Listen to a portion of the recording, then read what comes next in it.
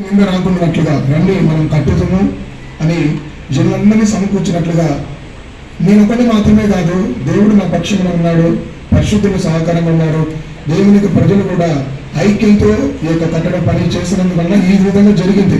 దీంట్లో నేను చేసింది ఏమీ లేదు, అంతా దేవుని యొక్క కృప మాత్రమే.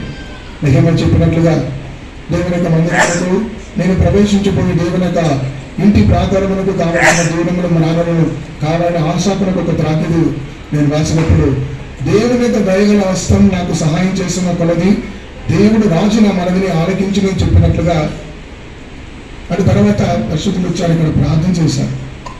అప్పుడు దీనిపైన కప్పు లేదు, ఓన్లీ గోడలు మాత్రమే ఉన్నాయి. పాస్టర్ గారు వచ్చి ఆ గోడలు పైన ఒక క్లాత్ కట్టాం, ఆ క్లాత్ కిందనే పాస్టర్ గారు ప్రార్థన నడిపించారు. భారం కలిగి ప్రార్థించాము, విశ్వాసంతో ప్రార్థించాము. ఆ దినం మొదలుకొని ఎలాగో ఎక్కడి నుంచి డబ్బులు వస్తున్నాయో నేను ఆశ్చర్యపడే విధంగా దేవుడు నడిపించి ఉన్నాడు. అవును, మనకు ఒక గొప్ప ఐక్యత, మన మందులు లేని అనాథులం కాదు, మనకు ఒక గొప్ప ఐక్యతను దేవుడు మనకిచ్చి ఉన్నాడు. దేవుడు మనకు ఒక మంచి కుటుంబాన్ని దేవుడు మనకిచ్చి ఉన్నాడు. మనకు ఒక విజ్ఞాపన చేయడానికి మధ్యవర్తి యేసుక్రీస్తున్నాడు.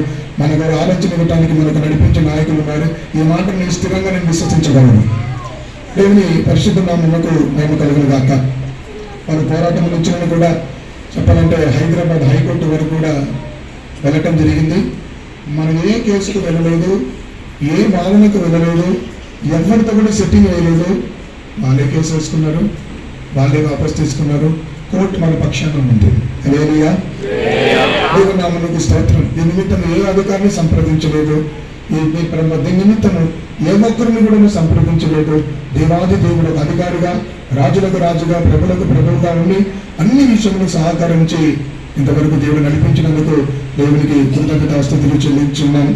ఈ నిమిత్తము కోదాడ విశ్వాసులు, జగైపేట విశ్వాసులు మరియు రాజమండ్రి నుంచి వచ్చినటువంటి యవనస్తున్న అబ్బాయిలు, కాపవరం అబ్బాయిలు ఈ యొక్క పని నిమిత్తం నాకు ఎంతగానో సహకరించి ఉన్నారు. వారందరినీ దేవుడు నిండుగా శివుడి నుండి ఆశీర్వదించుదురు గాక. నేను ఇక్కడ ఉండేదానికంటే ఎక్కువగా పలు ప్రాంతాలకు వెళ్ళి కన్వెన్షన్ అని చెప్పి ఎక్కడికి వెళ్ళినా కూడా పని ఏ ఒక్క రోజు కూడా ఆగలేదు. కారణం ఏంటంటే పిల్లలందరూ కూడా నమ్మకస్తులుగా ఉండి విశ్వాసులందరూ కూడా అన్ని విధాలుగా సహకరించి ప్రతిరోజు సనుక్కోకుండా వారి ఇంట్లో కష్టాలు. ఇక్కడ కోదాడలో ఎవరు కూడా ఎంప్లాయీస్ లేరు, ఒకే ఒకరు మాత్రమే. అందరూ పనికి వెళ్ళేవారు.